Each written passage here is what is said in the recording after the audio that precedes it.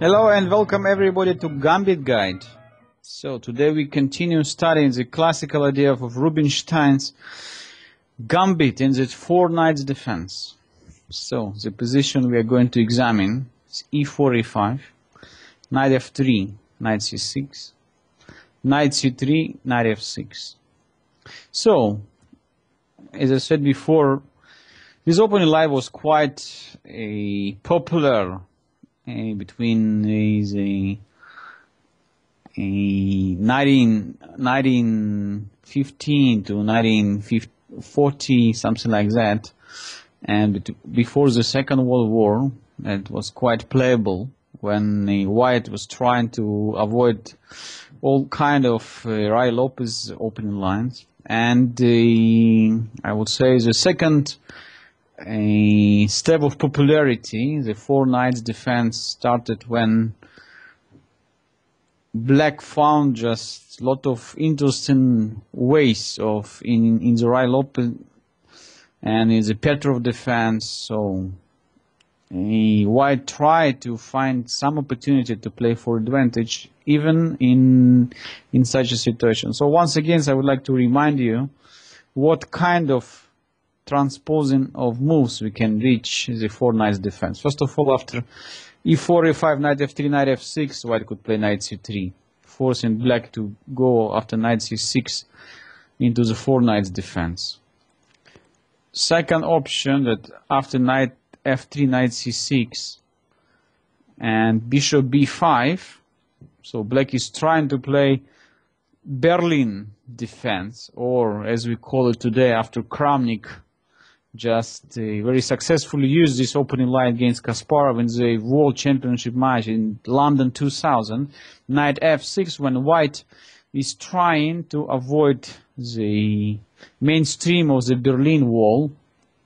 After short castle and knight takes e4 and White plays knight c3, once again we are reaching the classical and standard position of the 4 knight defense. And here, instead of usual bishop b4, already for 2 lessons, and today is the 3rd part, I would like to show you the recent practice with the Rubenstein's Gambit after knight d4. So clearly that today knight takes d4, e takes d4 doesn't give White any achievements, and more or less knight takes e5 we studied in the previous lesson, and also not much I would say opening theory since then. Main and the most popular move, of course, bishop a4, when White is trying to prevent Black from moving his d-pawn and trying to force Black to trade the knights and to get slightly better position in the center. Of course, knight takes f3 is not the main idea of this opening line, and already for many years we know that Black is trying some other opportunities, and I just would like to look more in deep in this position and just to tell you that according to today's theory, Black has 2 more or less main continuations. So when Black is going to sacrifice the pawn, sacrifice the material for the initiative in the center. So option number 1 is to play bishop c5, and option number 2 is to play c6. So in both cases, Black is sacrificing the pawn on e5, which leads to extremely sharp situation, and this is exactly very similar to what usually we study in our Gambit Guide. So when one of the sides is ready to sacrifice the pawn or even a piece for getting the better development, to open the center and to attack the opponent's position, keeping the initiative and of course using the dynamic of the better development of our pieces. So after one of the game between Nigel Short and Jan Timman continued bishop a4, bishop c5, knight takes e5, and Black played short castling. So now white cannot castle the short side, which we also studied in the previous lecture. After short castling and d6, there is no good square for the knight to go away. Knight f3 will be made by very unpleasant pin bishop g4. When knight d3 leads to the critical situation for white after bishop g4, with a threat after queen e1 to play knight f3, and white has almost losing position from the start of the game. So black is threatening just to bring the queen to g4 after knight g4 to play queen h4. There is no way for white to survive black's attack on the king side. Just no pieces there. So that's why today's theory recommends that after short castling, white is not playing short castling as well, but need to play knight d3, force the bishop from c5 to go away, and then after e4, e5 to take some kind of counter-attacking action, trying to send away the knight from f6. Still, after bishop b6, black is keeping very good control over the center. So look at the knight, brilliant knight on d4. And still bishop on a4 is somehow away from the game. e5, knight e8. Despite the fact black is now having a pawn up, the pawn down, sorry, the white rook on a1, bishop on c1, still sleeping, just cannot take part in the game. So for black it's very important now to get rid of white's pawn on e5 to open position and to bring his bishop on c8 into the game. Knight e5, d6. So knight e5 played with the idea not just to exchange the bishop on b6, but also to attack the knight on d4 after c3. Knight e3, queen g5. So now white somehow protect his center position, but the situation is still very, very unpleasant. So black is having a lot of opportunity for continuing his attack in the center. f4 is only way to protect the pawn on e5. Queen g5 goes to g6. Short castling and f6. So as I said before, black's main point here is destroy white's position in the center and to open up the files and the diagonals for his pieces.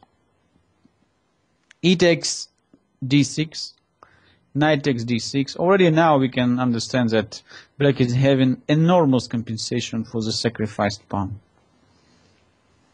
The bishop on c1 still cannot be developed, so black is intending or to play knight f5 or to bring the bishop into the game.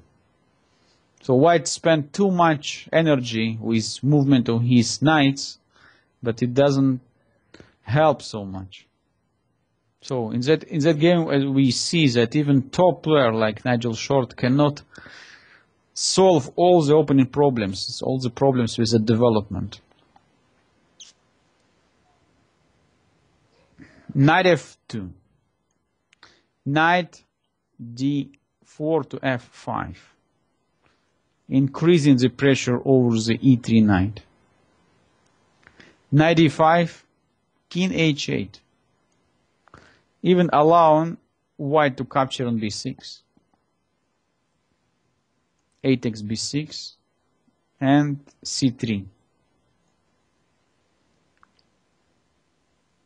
So in the situation when it looks like quite peaceful and quite okay for white, so white is intending with the next move to play d4. The position becomes just very, very difficult for white at once after the exchange sacrifice. Rook takes a4, queen takes a4, knight h4.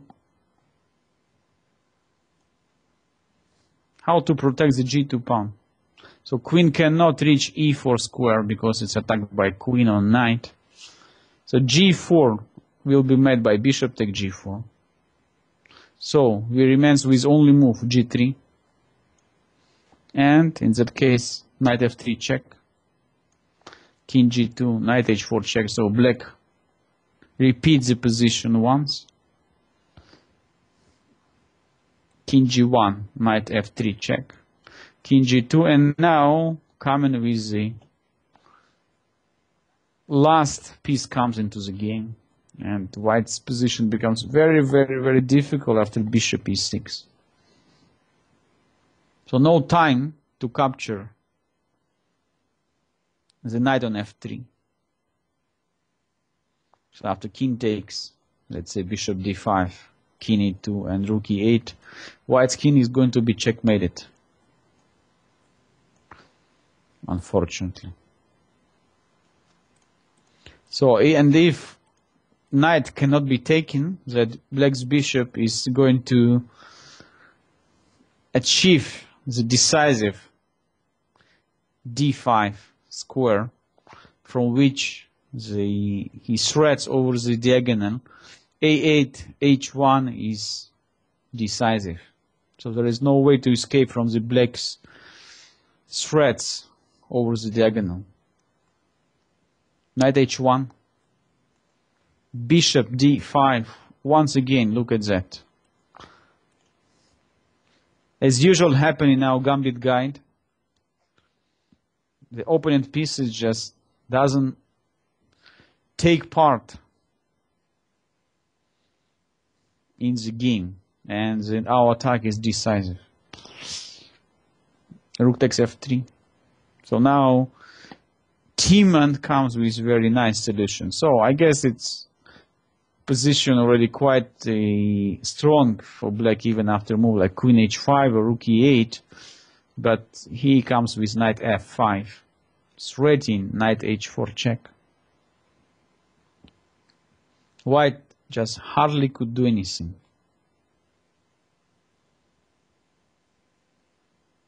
King f2, let's say, will be met by queen h5, and or queen takes h2 with a checkmate, or queen takes f3 with a decisive attack. So white is dead because all his light squares just completely unprotected. So after knight f5, white played knight f2, trying to give away the rook on f3, but this doesn't help anymore. Check, king f1, knight takes f3, d3, trying to get his dark square bishop into the game, but it's too late. Knight takes h2 check, king e2, and after bishop c6, Nigel Short called it a day, since there is no way to survive the black's attack. So black is threatening to play rook e8, black is threatening queen takes g3, despite the fact that still materially the position is equal, black pieces are dominating the board, and there is no way to save white's position. So the bishop c5 becomes just one of the very dangerous and very important continuation, and still it's quite difficult for white to play in that line. So one more game between Sergei Movsisyan, one of the strongest chess grandmaster, and Iliescas Cordoba. So played also a classical line of 4 knights defense, and Miguel Iliescas used the favorite Rubenstein gambit, knight d4. After bishop a4 and bishop c5, knight takes e5. So continues the same line, short casting, knight d3, bishop b6, e5, knight e8, knight d5, d6, and knight e3.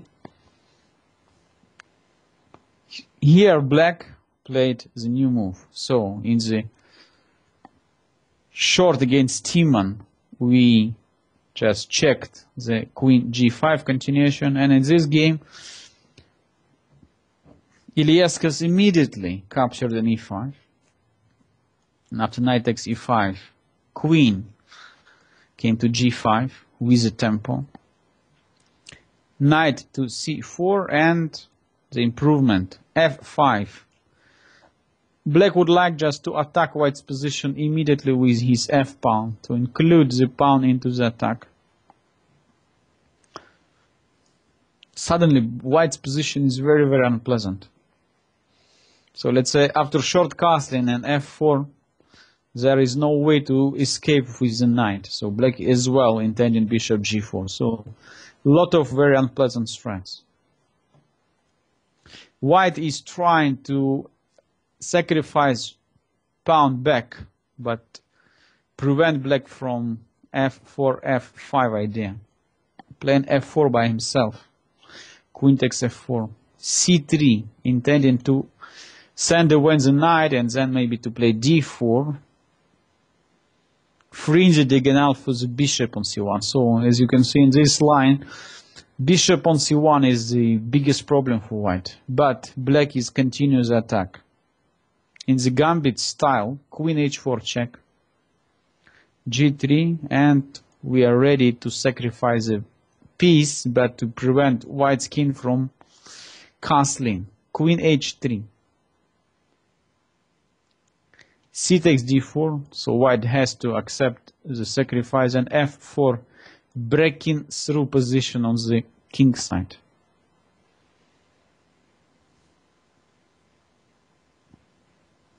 Now, g takes f4 will lead to the losing situation after rook takes f4 with the threat queen h4 and bishop g4, etc. So possible even to start with queen h4 immediately. White would like to forget about the threats over the king side and to play it rook f1, giving away the knight on e3, but still white's position is very, very unpleasant even in that case. Black captures on e3. After rook takes f8, king takes f8, queen f3 check. This is only chance to include the queen into the defense. Knight f6. D takes e3 and queen takes h2. The material is equal, position is equal, but black's piece is much more active. So here is domination position of all black pieces is much more important factor. Queen f1, queen f2, sorry, queen check. Once again, very typical classical way of playing such a position. So black would like to be sure that white has no additional opportunity, just repeat the move, shows it just power of his position. After queen f2, black finally plays queen h5, controlling the all white squares. Bishop b3, bishop e6, knight takes b6, bishop takes b3. So no time for white to capture the rook because queen d1 checkmate. A takes b3 and c takes b6, and after the lot of complication and trades, still white's position is very, very difficult. His bishop is very passive. Black is having full control over the light squares, and when after a few moves black moved his knight on e4, white's position becomes just critical. Look at just short end. Queen g2, queen f7. So black is intending the pawn on b3. At the same time, white cannot play e4 because after knight takes e4, queen takes e4 and rook e8. We have seen these ideas many times before, but even in a grandmaster game, this tactic is very classical. So when king and the queen on the same file, and the queen is pinned in such situation. So if white cannot play e4, it means that black is taking the full control over the light squares. g4, h6. Bishop d2. King g8. No need even to capture pawn on b3. Black doesn't like to spoil his initiative in the center. King e2. Rook e8. Black is intending now knight e4, queen takes b3. This position is almost winning, so white just has no any opportunity for counterattack on the king side. After g5, f take g5, rook h1, g4, queen h2, and queen takes b3. White has only one check when after queen h4 his attack is just stopped when black's attack over the white's king is much more important factor. Queen b5 check, king e1, queen takes b2. So white cannot do much. Black is having already 3 pawns up and very fast game finished. So it was another game between two very strong grandmasters. Sergei Movsisyan and Eliaskas Cordoba played with the well-known, the Rubenstein's gambit with the line when black is playing bishop c5. And a few years later, once again, Peter Ask, grandmaster from Hungary, try to improve white's play against former FIDE world champion Alexander Halifman. And I would like just to pay attention to that game, because it played with the same line, same variation. Knight c3, knight f6, bishop b5, knight d4, bishop a4, and once again Alexander Halifman followed the main recipe from greatest Akiba Rubenstein, played bishop c5, knight takes e5, short castling, so black is sacrificing the pawn in order to get the better development. Knight e3. So as you can see, this is the main line, and only here white is trying to find some improvements. e4, e5, knight e8, knight d5, and d6.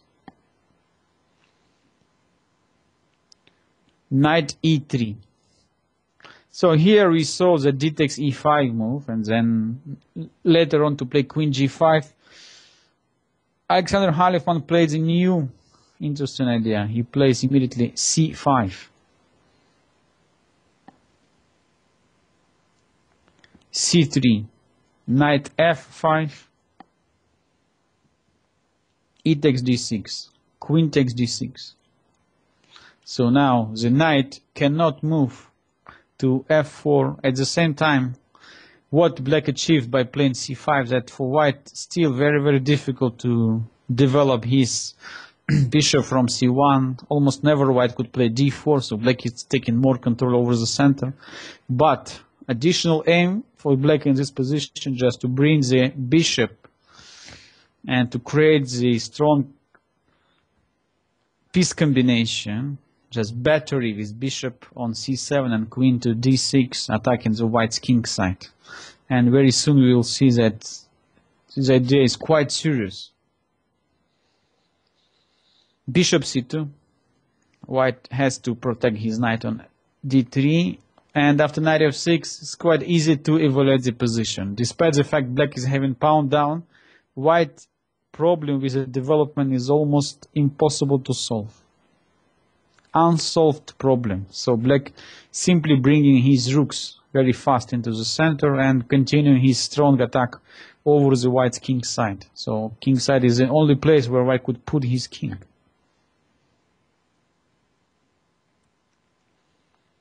Short castling. Bishop c7. Force white to create the weakness over the long diagonal. So after g3 and b6, b5, white also prevented to play knight c4 as well. Black is ready to bring his bishop over the long diagonal to b7, and he threats over the diagonal A8-1, H1 would become very, very dangerous. Knight F4, met by Knight H4. So tactics. How to stop Bishop B7? D4, Bishop B7. Threatening Knight F3, very strong. D5, last chance to lock the diagonal. Rook A to D8. A4, Queen D7. Black is increasing his initiative, threatening Bishop takes F4, and then Queen comes to H3 with the mating threats. So it doesn't matter what now going on the Queen side, since our main idea is to smash White's king side. G takes H4, only move. Bishop takes F4. Queen F3, trying to bring the last piece into the attack, the Queen. Queen C7, attacking White's pawn on H2. Rook D1, Bishop takes H2. So as a result of the very, I would say, precise play, very initiative play, so thanks to the Black's domination, we won back the pawn, but White's king side is still quite damaged, so quite exposed. After King F1 and A6, Black is having already also positional advantage. So after we win back the material, A takes B5, A takes B5, Knight G4, Knight takes G4, Queen takes G4, and Bishop takes D5. Black is better. So White tries the combination. Bishop takes H7, King takes H7, Rook after Queen H5 check, and King comes to G8 immediately. So White plays Rook takes D5, intending after Rook takes D5 to play Queen E4 and to win back the Rook after Queen takes D5. But now Halifman found quite nice move. Queen C6. Threatening, first of all, to play Queen H1 and not allowing White's bishop to be developed. So Black just played Queen C6 with idea after Queen H5 check to play King G8, Rook takes D8, and now comes Queen D1 check, King E2, and after Rook takes D8, White resigned. There is no way to stop Queen D1. At the same time, look at that. Both White's pieces not taking part in the game. White cannot improve position of bishop on C1 because in that case Queen takes A1 and the game is over. So you can try asking me, so maybe better here in this position for White was to capture immediately on D8. In that case, after Rook takes D8, Black is still threatening Queen H1 with a check, Rook D1. Later on, move like Queen G2, trying to exchange pieces doesn't work because Rook D1 check. So all the way from the start up to the very end, Black used the same idea. Keeping the initiative, developing his pieces, creating threats. And I would say in that game, Alexander Halifman showed the great potential of the 4 knights Rubenstein attack, Rubenstein gambit, which already has almost 100 years of history and still one of the main weapons for Black against the White's 4 knight opening line. The next lesson I would like to show you the new and the most recent developments in that position, when black is not only looking for bishop c5 ideas but also for c6 ideas. And I would say today both continuation, also bishop c5 and also c6, I would say very popular. And in the situation after c6, black is trying to play d5 very, very fast, open the position in the center very fast. So when after bishop c5, we have to spend some time. So bishop c5 leads to the absolutely forced situation after knight takes e5. And recently even not only Kramnik, not only Magnus Carlsen and Peter Lecko, but even Shahriat Mamidyarov include this aggressive opening line, Rubenstein Gambit, into the opening repertoire. So as you can see, this opening is played on the very, very top level. So top 10 players playing all the time Rubenstein variation, and it once again shows the great potential of the idea discovered more than 100 years ago by the greatest Akiba Rubenstein. I'd like to thank everybody for watching, and if you have any question, you can contact me on www.chesslessons.wordpress.com to my website. If you have any requests, so you can ask me any questions, so I will be happy to help you.